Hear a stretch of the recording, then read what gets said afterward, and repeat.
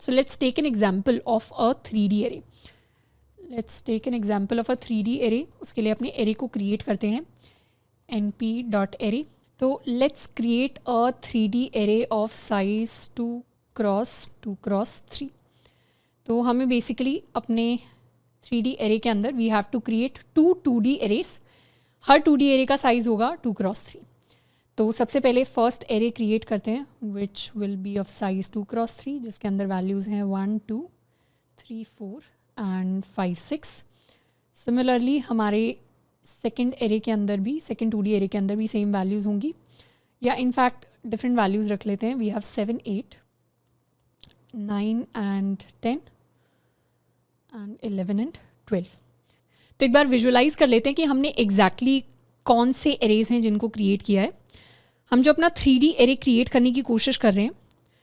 So this is our first 2D array जिसके अंदर we have 3 rows and we have 2 columns and इसी का एक और कॉपी हमारे पास है which is at the first index. तो ये हमारा इंडेक्स 0 है, ये हमारा इंडेक्स 1 है. हमारी 3D एरे का हर इंडेक्स पर एक अलग अलग 2D एरे है एंड इनके अंदर स्टोर्ड क्या है. फर्स्ट के अंदर स्टोर्ड है 1 2 3 4 5 6.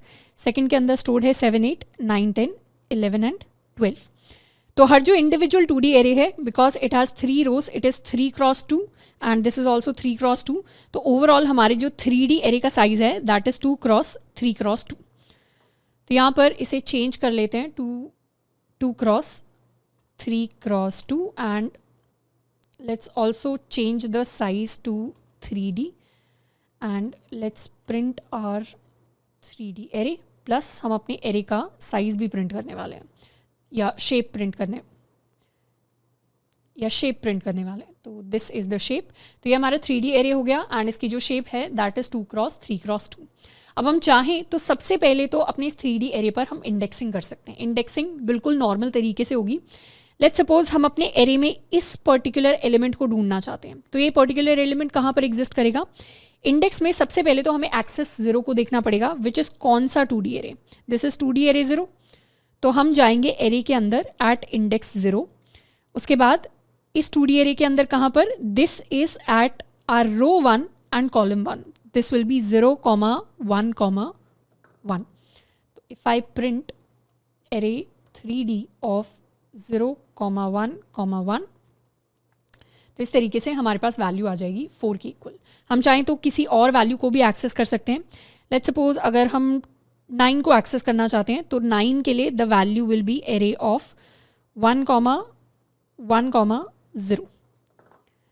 सो if I go to 1 1 0 the value is going to be equal to 9. तो इस तरीके से हमारे 3D एरे के अंदर हम इंडेक्सिंग कर सकते हैं. इंडेक्सिंग के साथ में we can also do slicing. या इनफैक्ट स्लाइसिंग करने का काफ़ी इंटरेस्टिंग तरीका होगा कि हम किसी पर्टिकुलर रो या किसी पर्टिकुलर कॉलम को एक्सट्रैक्ट करें. जैसे फॉर एग्जांपल अपने इस 3D एरे के अंदर हमारी जो दोनों लेयर्स हैं उनकी हम फर्स्ट रोज़ को एक्सेस करना चाहते हैं. यानी हम 1 2 एंड 7 8 दोनों को एक्सेस करना चाहते हैं. तो उसके लिए हम प्रिंट करवा सकते हैं एरे 3D के अंदर. हमें लेयर्स कौन सी चाहिए. लेयर्स हमें दोनों चाहिए. तो उसके लिए हमने सिर्फ कोलन लिख दिया because we are selecting all the layers. उसके साथ में हमें रोज़ कौन सी चाहिए. रोज़ यहाँ पर भी हमें सिर्फ 0th रो चाहिए, यहाँ पर भी हमें सिर्फ 0th रो चाहिए तो हमने 0 लिख दिया. कॉलम कौन सा चाहिए. फर्स्ट 0th रो का हमें सारे कॉलम्स चाहिए, इसकी 0th रो के भी सारे कॉलम चाहिए तो वहाँ पर भी हमने कोलन लिख दिया. So this will get us first row from both layers. Let's run it. तो हमारे पास वैल्यूज़ आ गई 1 2 एंड 7 8. ध्यान से देखें तो ये हमारा एक 2D एरे है जिसमें 1 2 इज़ द फर्स्ट रो. ये हमारा सेकंड 2D एरे है जिसमें 7 8 इज़ द फर्स्ट रो. ये दोनों वैल्यूज़ हमारे पास आ गई. सिमिलरली इस तरीके से हम फर्स्ट कॉलम को भी एक्सट्रैक्ट कर सकते हैं. If we want the first column तो यहाँ पर रोज़ तो हमें सारी चाहिए होंगी. फर्स्ट कॉलम में 1 3 5 आ जाए तो उसके लिए हमें सिर्फ 0th कॉलम चाहिए एंड यहाँ पर 7 9 एंड 11 आ जाए. Let's run. तो हमारे पास 1 3 5 आ गया एंड 7 9 एंड 11 आ गया. एंड यहीं पर हम अपने डेटा को मैनिपुलेट भी कर सकते हैं.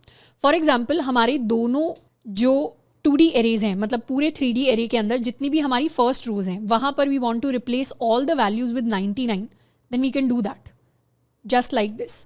हम उन सारी रोज़ को एक साथ एक्सेस करके वैल्यूज़ को रिप्लेस कर सकते हैं एंड दोबारा से जब हम अपने 3D एरे को प्रिंट करवाएंगे तो it will be something like this. पहले यहाँ पर 1 2 था, 7 8 था, अब यहाँ पर 99 99 है, यहाँ पर भी 99 99 है। तो इस तरीके से हम अपने 3 डायमेंशनल एरे पर भी बहुत सारे different types of useful operations को परफॉर्म कर सकते हैं।